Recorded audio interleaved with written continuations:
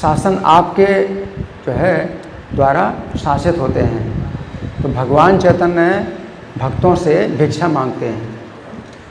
तो भगवान अपना स्वतंत्र निर्णय नहीं कर सकते हैं, भक्तों से भिक्षा मांगते हैं या प्रार्थना करते हैं कि ऐसा करो। देखो कैसी स्थिति है कि कृष्ण शासन नहीं करते हैं। तो भक्ति की इतनी ऊंची स्थिति आ जाती है जब, तो कृष्ण का शासन नहीं चलता है, बल्कि भक्तों का कृष्ण के ऊपर शासन चलता है। और भक्तों के ऊपर शासन होता है कृष्ण प्रेम का। तो कृष्ण प्रेम के द्वारा जो है शासित होते हैं भक्त और कृष्ण के ऊपर शासन करते हैं। ऐसी स्थिति होती है। जैसे सची माता है तो कृष्ण के प्रेम के द्वारा वो कृष्ण प्रेम का शासन उन सची माता के ऊपर चलता है और सची माता चैतन्य महाप्रभु के बारे में निर्णय करती हैं कि क्या करना क्या नहीं करना है ना। तो इससे पता चलता है कि जीव की तीन स्थितियां हो सकती हैं। एक तो है माया के द्वारा जीव शासित होता है, तो वो परायण है, काम क्रोध परायणा। काम क्रोध के रूप में जो माया है वो शासन करती है जीव के ऊपर, और जीव को कहा जाता है काम क्रोध परायणा, है ना। फिर दूसरी स्थिति जीव की आती है कि भगवान के द्वारा शासन होता है उसके ऊपर, तो कहते हैं मत परायणा, मतलब कृष्ण के परायण होते हैं। और जीव की तीसरी स्थिति जो आती है वो ऐसी होती है कि वो कृष्ण के प्रेम के परायण होते हैं। कृष्ण का प्रेम उनके ऊपर शासन करता है और वो भगवान के ऊपर शासन करते हैं। तो इस प्रकार की जीव की तीन स्थितियाँ लग रही हैं। फिर इस श्लोक में प्यार में भगवान कहते हैं कृष्ण संकीर्तन करिए। तो कृष्ण संकीर्तन के जो है तीन रूप बतलाए हैं। एक तो कृष्ण का नाम, और दूसरा कृष्ण कथा, और तीसरा कृष्ण आराधना। तो कृष्ण संकीर्तन के तीन रूप हैं। और फिर कृष्ण नाम के भी दो रूप हैं। एक तो सामूहिक कीर्तन, नाम का सामूहिक कीर्तन करना, और दूसरा नाम की संख्या पूर्वक जो है जप करना। तो ये दो प्रकार के कृष्ण नाम हैं।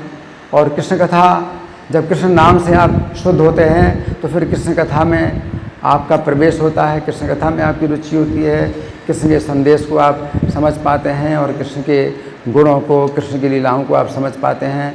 तो ये और शुद्धिकरण होता है। और जब और शुद्धिकरण होता है तो कृष्ण की आराधना में आपका अधिकार आता है। तो कृष्ण की पूजा में आप जो है लग सकते हैं। तो कृष्ण की पूजा जब होती है तो उसमें भी आरती कीर्तन होता है, तो वो भी संकीर्तन है। तो हमारा सवेरे सवेरे जो मंगलारती का कार्यक्रम होता है, तो कृष्ण की आराधना सबसे पहले होती है। गुरुवष्टकम का हम लोग जो है गान करते हैं और भगवान की आराधना, भगवान की पूजा का दर्शन करते हैं। तो ये कृष्ण संकीर्तन के ये सब रूप हैं जो कि प्रभुपाद ने हमको दिए। लेकिन उस समय तो पुस्तकों की छपाई नहीं होती थी, टेक्नोलॉजी नहीं थी, इसलिए पुस्तक वितरण की बात नहीं आती है। उस समय हाथ से किताबें लिखी जाती थी, तो कैसे किताब का वितरण किया जाएगा, एक किताब कैसे तैयार होगी, तो बड़ा मुश्किल था। अभी टेक्नोलॉजी जो छपाई की आ गई है, तो फिर हमारे जो आचार्य भक्ति विनोद ठाकुर, भक्ति सिद्धांत ठाकुर और प्रभुपाद, ये सब जो है कृष्ण संकीर्तन का सबसे ज़्यादा शक्तिशाली रूप मानते हैं पुस्तक वितरण। तो इसलिए पुस्तक वितरण को बहुत जोर दिया जाता है कि जो भक्त लोग जो है पूरा जीवन समर्पित करें, तो पुस्तक वितरण में अपनी पूरी शक्ति लगाएं, अपना समय लगाएं। तो पुस्तक वितरण को बहुत जोर दिया जाता है। इन सब संकीर्तन है, बल्कि हम लोग तो संकीर्तन पुस्तक वितरण को ही ज़्यादा बोलते हैं। जो पुस्तक वितरण वाले भक्त हैं उनको बोलते हैं ये संकीर्तन डिवोटीज, ये संकीर्तन डिपार्टमेंट। तो जो पुस्तक वितरण करते हैं तो वो जो है संकीर्तन माना जाता है। एक भक्त भी अगर पुस्तक वितरण करता है तो कृष्ण संकीर्तन कर रहा है।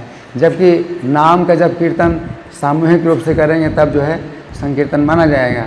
लेकिन अकेला भी कोई भक्त जो है अगर पुस्तक वितरण करता है तो वो संकीर्तन कर रहा है। तो पुस्तक वितरण की इतनी शक्ति है कि पुस्तक वितरण के द्वारा आप जो है कितने कितने लोगों को संदेश देते हैं। एक किताब भी जो है आप किसी को देते हैं तो कितने कितने लोगों के पास वो जाएगी और कितनी कितनी दूर तक जाएगी ये संदेश।